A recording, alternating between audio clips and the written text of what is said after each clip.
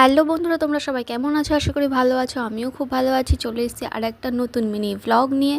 তো এখন তো শর্টস ভিডিও দিতে পারছি না, তো এখন এই মিনি ভ্লগগুলো আমি আপলোড করছি। তো তোমরা সবাই প্লিজ পুরো ভিডিওটা দেখবে আমি সারাদিন কি করি না করি। তো এখন ঘুম থেকে উঠে ফ্রেশ হয়ে চলে এসেছি ব্রেকফাস্ট করতে। তো মা আজকে করেছিল ওটসের রুটি, আর সাথে একটা তরকারি ছিল, আর ডিম সেদ্ধ যা যা খাই আর কি, প্রতিদিন যেগুলো খাচ্ছি সেগুলোই খেলাম।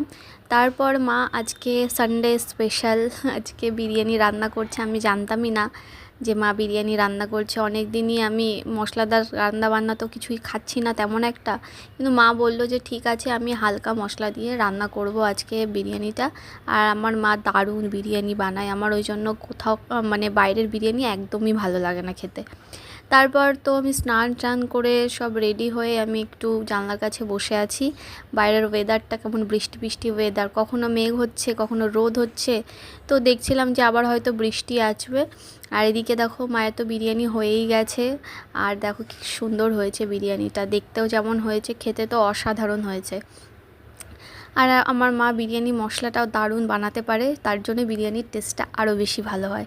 তো আজকে তো সানডে পুরো জমে ক্ষীর হয়ে গেল, দারুণ হয়েছিল খেতে। আমি আর ভাই আগে আগে খেয়ে নিলাম। মা কাজকর্ম করছিল, ওই জন্য মা বললো যে আমি পরে খাবো, তোরা গরম গরম আগে খেয়ে নে।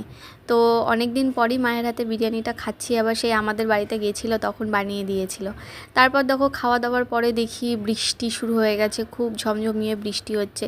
এখনকার ওয়েদারটা এত বাজে হয়ে গেছে না, জামা কাপড় শুকোচ্ছে না, আর বৃষ্টি হয়েই যাচ্ছে। তারপর খাওয়া দাওয়ার পরে একটু 1-1.5 ঘন্টা বাদে মা দিল এই যে বেদানার জুসটা খেয়ে নিলাম। খেয়ে নিয়ে বিকেলবেলা তো একটু ঘুমিয়ে পড়েছিলাম, মা ওইদিকে কাজ করছিল। কি বলবো, মায়ের কাজে তো শেষই হয় না। আর এদিকে দেখো আমি ভাইকে বললাম যে একটু রসগোল্লা এনে দিতে, তো গরম রসগোল্লা এনে দিয়েছিল, যেটা পেটের পক্ষে খুবই ভালো খাওয়া। এদিকে রসগোল্লা খাচ্ছিলাম, খেতে খেতে দেখো এদিকে ঠাকুমার ঝুলি চালিয়েছি। তো ভাবলাম যে বসে বসে একটু ঠাকুমার ঝুলি দেখি। টিভি তো তেমন দেখা হয় না, টিভিতে আজকাল সিরিয়াল ফিরিয়াল আমি অত বেশি দেখি না, তো এইসব জিনিস দেখতেই আমার বেশি ভালো লাগে।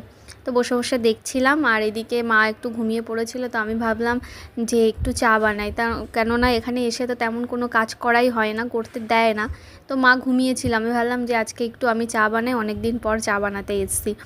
আমি নিজে যেহেতু চা খাওয়া এখন ছেড়ে দিয়েছি, চাটা খাই না, কিন্তু ওরা খায়, তো ওদের জন্য আমি চা বানাচ্ছি। এই দেখো চাটা বেশ ভালো বানাতে পারি আমি আগাগোড়াই।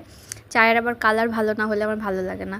যাই হোক, যেমন বানিয়েছি, যে মায়ের আর ভাইয়ের জন্য বানিয়ে নিয়ে যাচ্ছি।